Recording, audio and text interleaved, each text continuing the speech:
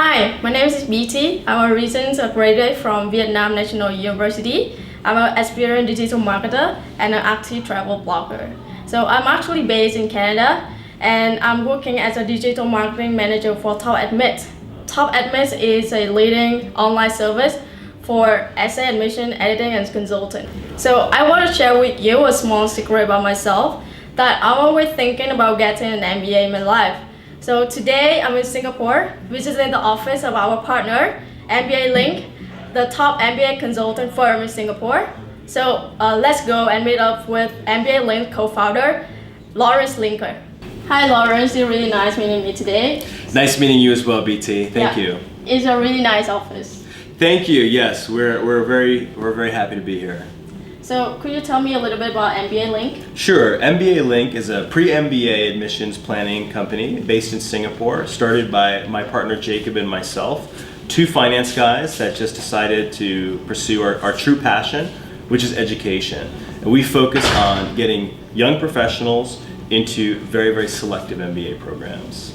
Okay, so Lawrence, when you meet someone like me who is considering an MBA, what is the first question you're going to ask them? And put it in another hand, what is the question that they should asking themselves? The first thing that I want to do when I meet somebody like you who wants to get an MBA is first of all congratulate you, because I had a fantastic time in business school myself, and I think business school is a fantastic experience, and I'm in a way almost jealous of someone in your shoes who is looking forward to having that happen. But then I want to know four things. What do you want to know out of a business school? What do you want out of a business school in terms of a cultural fit? So what kind of business school is going to be the right fit for you in terms of cultural fit? Okay. What abilities do you have that you're going to be able to rely on to be successful in business school? What's your motivation for applying to business school? And what experience do you have that's going to allow you to be a source of information for your classmates? Okay, so some of my friends and colleagues say that I want to go to Walton or Harvard, but some of them also say I should prepare a safety school in my mind. What do you think about it? Yeah, I think Wharton and Harvard are fantastic schools, and if those happen to be the right fit for you, then definitely you should apply there. I don't like looking at any school as a safety school, because I think you should only apply to schools that you would be excited to go to. What I would encourage you to consider is that there may be many different schools that could be an excellent fit for you and could really be able to offer you exactly what you're looking for in terms of your career development and your educational experience. So maybe just be willing to be a little bit open-minded about what kind of schools might be appropriate for you, and apply to several schools and wait for them to see which of those schools tend to agree with you. Okay, so to be honest, I have a little bit of unusual background that I haven't had a lot of patience for working in office, and I'm so busy with my personal project and travel blog, so I changed job a few times since graduated. Is this gonna hurt me when I'm applying? It can. So certainly if we have a candidate who has changed jobs many times, particularly if they're very young and they just have those lots of bullet points under the experience section of their resume, it can make it seem like you have a problem with commitment.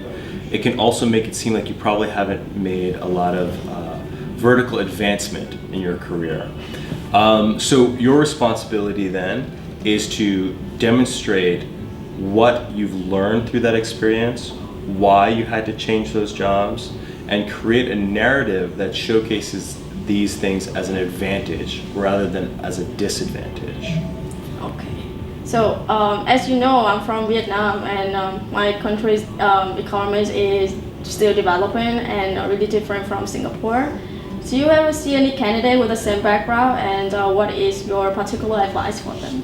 Well, we work with a lot of candidates from developing countries.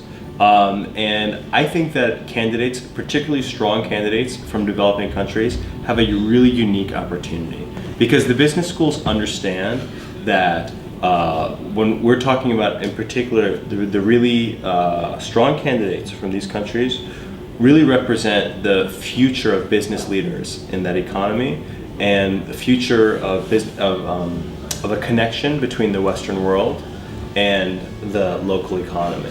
So I think that if you do come from a Thailand, an Indonesia, Vietnam, countries like this that have, frankly speaking, a very low amount of Gmat test takers in comparison to the size of the country and the size of the economy, you should always be considering building some narrative around how you're going to use this opportunity to influence things and build bridges between your country and the university that you want to be a part of. So, is Gmat Score play an important role in the MBA admission?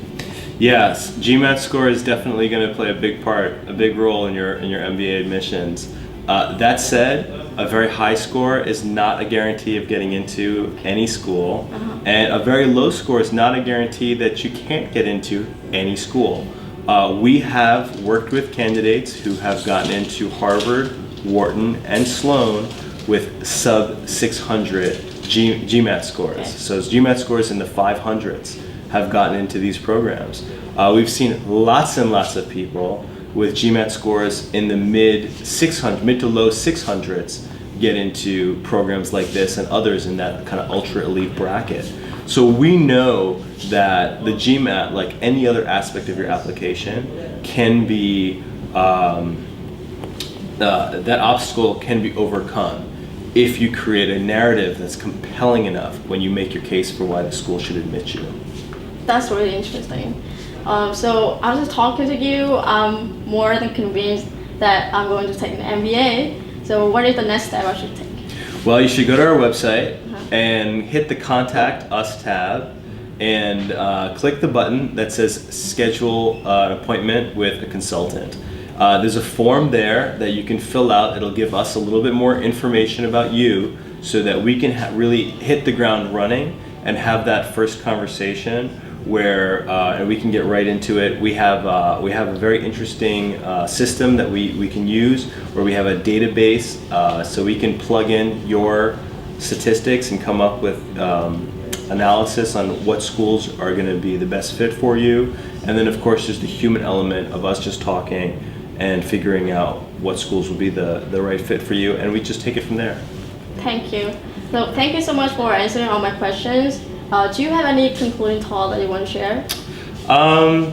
My concluding thought would be just to get started. If you're thinking about going to business school, you're certainly not alone. A lot of people at some point do think about this, but I can tell you that the number one reason that people fail is not the GMAT. It's not because their undergraduate GPA was so bad. It's not because they've kind of moved around jobs a lot. We've seen people overcome all of those things, but you cannot overcome not starting or quitting.